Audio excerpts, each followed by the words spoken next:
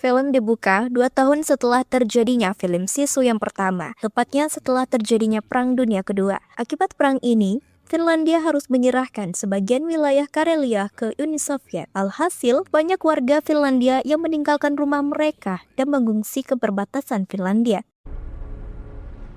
Di sisi lain, terlihat sebuah truk pengangkut yang baru saja tiba di perbatasan untuk melakukan pengecekan. Ternyata, supir truk itu adalah kakek brutal atau Gorpi yang ingin kembali ke bekas rumahnya yang kini berada di wilayah Soviet. Setelah lolos pemeriksaan, Atami dan anjingnya kemudian melakukan perjalanan ke bekas rumahnya tersebut.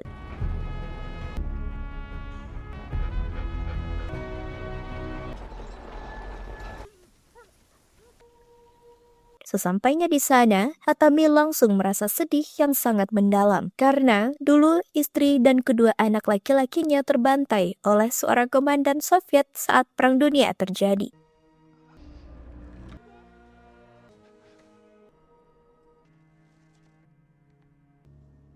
Beralih ke penjara Siberia, di mana kita diperlihatkan salah satu tahanan yang akan dibebaskan dari selnya. Tahanan itu bernama Igor, yang merupakan komandan tentara merah Soviet. Igor lalu dibawa ke hadapan seorang perwira yang mengetahui kalau Igor adalah pelaku pembantaian keluarga Atami, sehingga memicu amukan Atami yang sudah membunuh 300 tentara merah di film sebelumnya. Dan sekarang, ia disebut sang legenda. Dan kebetulan sekali, kemarin Atami dikabarkan kembali lagi ke wilayah Soviet. Jadi, si perwira ingin Igor mencari Atami dan menghabisinya, atau jika tidak, maka Atami akan membunuh tentara merah lebih banyak lagi. Selain itu, perwira juga menjanjikan Igor kekayaan jika berhasil membunuh Atami. Tentu saja, Igor pun menyetujui hal tersebut.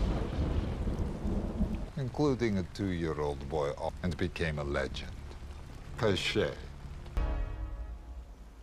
Sementara Atami terlihat sedang mengambil kayu-kayu di rumahnya. Rencananya, ia akan membangun rumah ini kembali di wilayah Finlandia.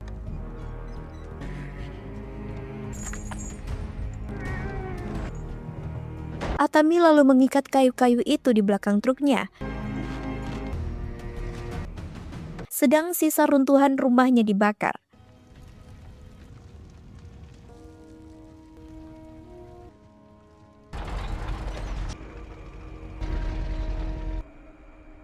Setelah semuanya siap, Atami kemudian memulai perjalanannya kembali ke Finlandia. Tapi di tengah perjalanan, ia tiba-tiba dihentikan oleh 2 petugas yang meminta SIM serta identitasnya. Saat pemeriksaan sedang berlangsung, tiba-tiba salah satu mobil Jeep juga muncul di belakang truk Atami, yang ternyata itu adalah mobil milik Igor. Salah satu petugas kemudian memberikan SIM Atami ke Igor. Di saat itulah, Atami sadar kalau para petugas itu tak akan membiarkannya pergi begitu saja. Igor lalu menyuruh salah satu anak buahnya untuk membakar truk tersebut dengan bom molotov. Namun sebelum hal itu terjadi, Atami segera memukul anak buah tersebut dengan pintunya, lalu memundurkan truknya sehingga salah satu petugas mati terlindas.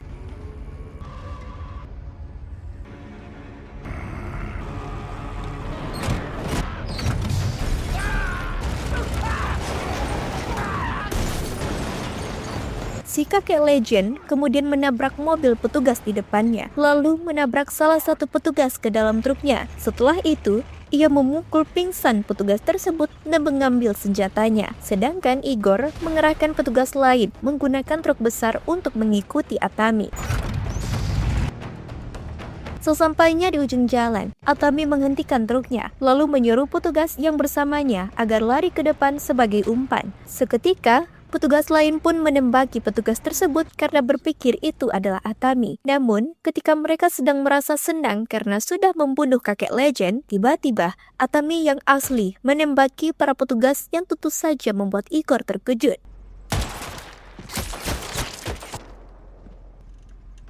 Setelah itu, kakek legend mengarahkan senjatanya ke mobil Igor. Igor pun meminta anak buahnya agar diam saja. Namun karena panik, ia malah bersiap untuk menembak. Alhasil, kakek legend pun menembak pria di samping Igor. Sedangkan Igor terlihat dia mematung karena saking takutnya. Untung saja, di situ Atami masih belum tahu kalau Igor lah yang membunuh keluarganya. Jadi, Atami memilih untuk melanjutkan perjalanannya. Meski ketakutan, bukan berarti Igor melepaskan kakek legend begitu saja. Ia lalu memanggil anak buah lainnya yang merupakan para pengendara motor untuk mengejar truk tersebut. Menyadari dirinya diikuti, kakek legend pun merubah rutenya menuju lintasan udara. Namun sayangnya, Igor dan keempat pengendara motor itu berhasil menemukan jalur yang baru saja si kakek legend ambil. Alhasil, kejar-kejaran pun kembali terjadi. Dalam pengejarannya, para pemotor terus mendekati truk si kakek dan menembak si kakek hingga terkena di bagian lengannya.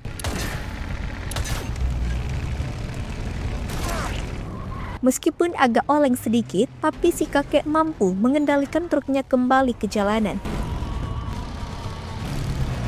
Salah satu pemotor kemudian melompat ke truk dan menyerang Atapi dengan tali derek. Untungnya, si kakek legend bisa menghindarinya dengan membelokkan truknya hingga membuat si pemotor itu jatuh yang kemudian ditabrak oleh Igor.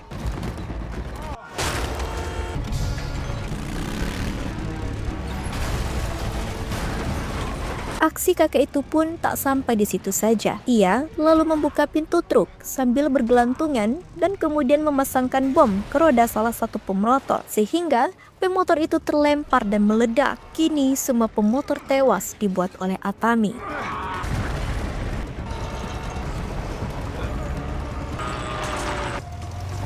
Jadi, Igor pun marah dan melemparkan bom Molotov yang akhirnya membakar kayu buatan Atami. Tentu saja, kakek itu tak tinggal diam saja. Ia lalu memasangkan bom di tubuh si mayat pemotor dan melemparkannya ke mobil Igor. Seketika, bom pun meledakkan mobil Igor. Tak sampai di situ saja. Selama kakek legend masih hidup, Igor terus mengejar si kakek sampai dapat. Jadi, kali ini ia mengerahkan pasukan udara dengan senjata lengkap untuk menangkap si kakek legend. Sementara itu, kakek legend mengendarai truknya ke hutan untuk memadamkan api di muatan kayunya. Ia juga berhenti sejenak untuk memberikan anjingnya minum dan mengecek mesin truknya. Setelah itu, si kakek beristirahat sebentar dan baru sadar kalau sebelumnya pipinya tertembak sehingga masih ada pecahan pendapur di dalam pipinya. Tak lama kemudian, si kakek melihat dua pesawat yang terbang di atasnya. Tentunya, dua pesawat itu pasukan yang dikirim oleh Igor. Si kakek legend pun segera mengendarai truknya untuk menghindari serangan dua pesawat tersebut. Bersamaan dengan itu, si kakek melihat gubuk di depannya. Jadi, ia masuk ke dalam gubuk itu untuk bersembunyi.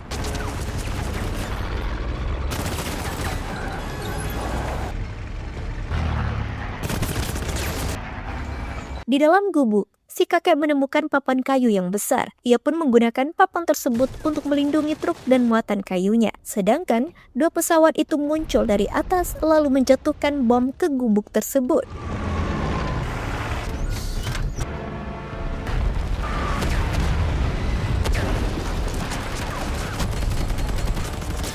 Untung saja, si kakek berhasil melarikan diri tepat sebelum gubuk itu dilahap oleh api. Karena terus dikejar, si kakek pun melaju ke dalam hutan yang kemudian diikuti oleh pesawat kedua tersebut.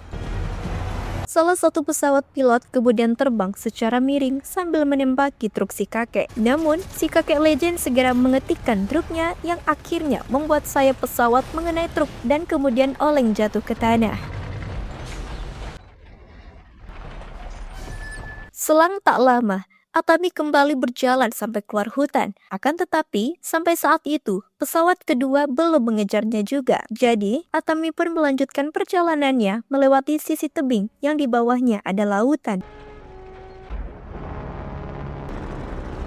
Dan tanpa diduga, di saat itulah pesawat kedua muncul dan menembaki truk milik si kakek legend. Namun sayangnya, ia kehabisan peluru. Alhasil, pilot pesawat yang sama-sama nekatnya dengan Atami kemudian berniat menabrakkan pesawatnya ke truk si kakek. Sedang, Atami memutuskan tali muatan yang airnya menjatuhkan beberapa kayu. Alhasil, pesawat itu pun meluncur melewati kayu-kayu tersebut sebelum airnya jatuh meledak. Si kakek legend kemudian berjalan mendekati si pilot. Namun di waktu yang sama, tiba-tiba sebuah pesawat tempur yang lebih besar muncul dan menjatuhkan beberapa misil. Si kakek pun bergegas melajukan truknya dengan cepat. Tapi karena ledakan itu cukup besar, alhasil si kakek pun menjatuhkan truknya ke lautan.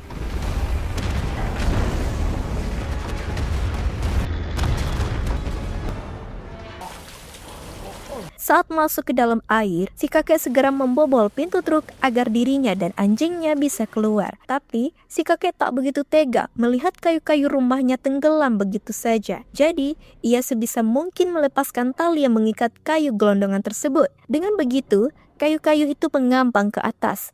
Setelah itu, si kakek berusaha berenang kembali ke permukaan. Namun, ia terlihat lemas hingga tak sadarkan diri. Hingga akhirnya, salah satu kayu membawanya terapung ke atas permukaan dan menyelamatkan nyawanya. Selang beberapa saat, Igor tiba di lokasi bersama timnya. Namun, tim penyelam menemukan truk Atami tenggelam di bawah air. Sedangkan Atami dan kayu-kayunya sudah tidak ada.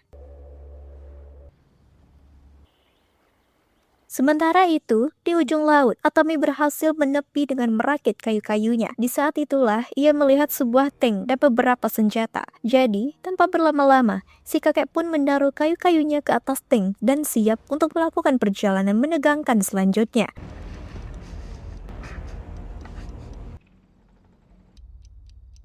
Sedangkan tak jauh dari tempat itu, terdapat perbatasan Soviet-Finlandia, di mana Igor dan tim sudah menunggu di tempat tersebut. Lalu, selang tak lama, Igor serta tim melihat ada yang datang. Dan tak salah lagi, itu adalah si kakek legend dengan tanknya. Si kakek kemudian menyalakan meriamnya. Setelah itu, ia melaju kencang ke arah Igor dan timnya. Si kakek juga sudah memasang beberapa bom di belakang tank. Dan saat bom itu meledak, tank pun terlempar hingga melewati perbatasan dan mendarat di sisi Finlandia. Karena penderatan keras itu, tapak tank si kakek pun terputus, sehingga membuat si kakek terjebak di dalamnya. Si kakek legend yang mulai kelelahan, lalu melepas gagang pisau yang ia punya, lalu memasukkan pisau itu ke dalam kakinya. Setelah itu, si kakek mengeluarkan anjingnya dari dalam tank yang kemudian lari menyeberangi perbatasan dengan selamat. Kemudian, si kakek juga keluar dari dalam tanknya dengan keadaan yang sudah lemas. Melihat si kakek yang sudah lemas, Igor pun mendekatinya dan bersiap untuk membunuhnya. Tapi, di saat yang sama, si perwira datang dan menghentikan Igor karena ia ingin si kakek legend ditangkap secara hidup-hidup. There's no place like home. Singkat cerita, si kakek lalu digantung di dalam gerbong kereta sambil dipukuli menggunakan besi panas hingga si kakek kehilangan banyak darah.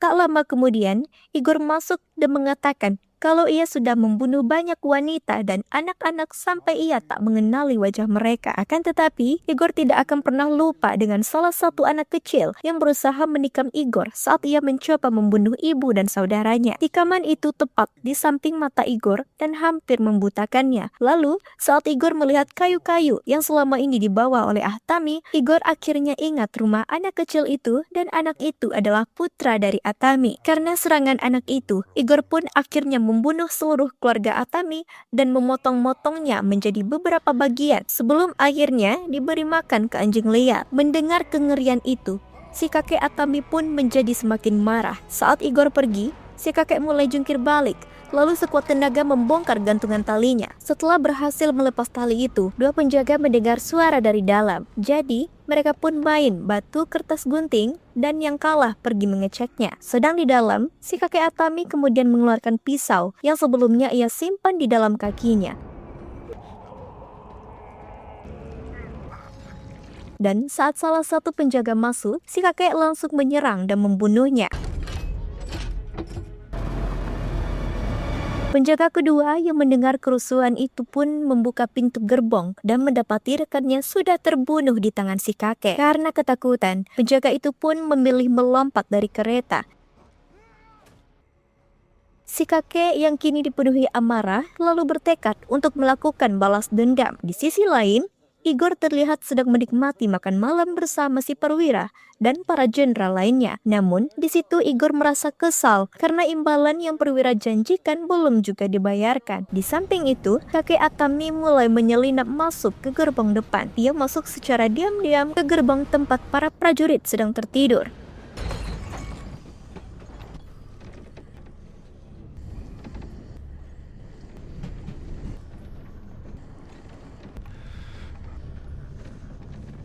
Di saat itu juga, salah satu prajurit baru saja kembali dari buang air kecilnya dan melihat Atami berdiri di seberangnya. Dengan cepat, si kakek pun melemparkan kapak hingga meninggal.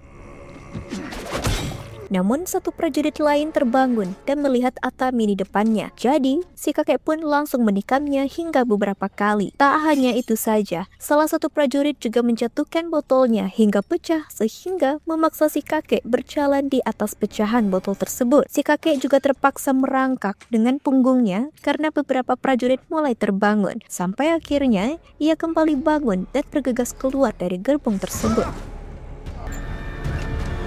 Lalu dikarenakan gerbong selanjutnya penuh dengan prajurit yang sedang masih terjaga, jadi si kakek pun berjalan di atap gerbong. Namun di tengah itu, batang besi menghantamnya hingga membuatnya jatuh ke dalam gerbong berisi para prajurit. Seketika, para prajurit itu pun menyerangnya secara habis-habisan menggunakan senjata mereka. Namun, Atami dengan cepat sembunyi di balik mayat-mayat dan mengambil 2 senapan yang langsung ia gunakan untuk membunuh seluruh prajurit tersebut.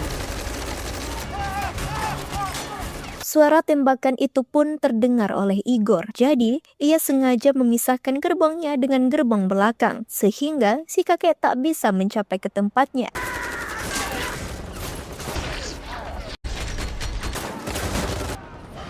Setelah membunuh seluruh prajurit, si kakek keluar gerbong dan mendapati kalau gerbong utama sudah melaju jauh. Di situ, kakek lalu melihat sesuatu yang ditutupi oleh kain. Sementara itu, Igor kembali duduk bersama perwira dan jenderalnya. Tanpa aba-aba, Igor lalu menggarak leher salah satu jenderal sebelum airnya menembak yang lain dan hanya menyesakan si perwira. Perwira itu pun ketakutan dan langsung menunjukkan koper penuh uang sebagai imbalan untuk Igor. Namun sekarang, Igor tidak menginginkannya lagi. Igor lalu menggunakan senapan yang lebih besar untuk membunuh si perwira.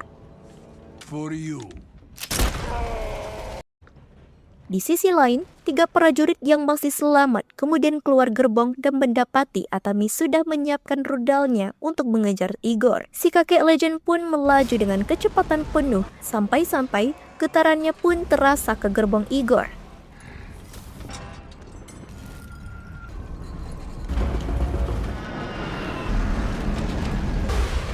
Dan begitu sampai di kereta utama, si kakek terlempar ke dalam tepat di hadapan Igor. Alhasil, duel antara keduanya pun tak bisa dihindari.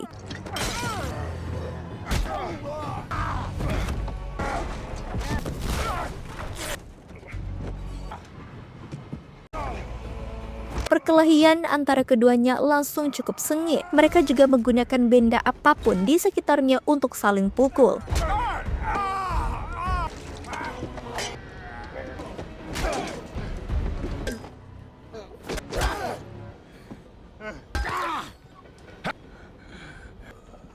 Igor lalu meraih sekop dan memukul Atami beberapa kali, sampai akhirnya ia membawa Atami keluar gerbong, sedangkan rudal tadi masih melekat di luar gerbong tersebut. Igor pun berpikir kalau ini kemenangannya dan bersiap untuk mengucapkan salam perpisahan ke Atami.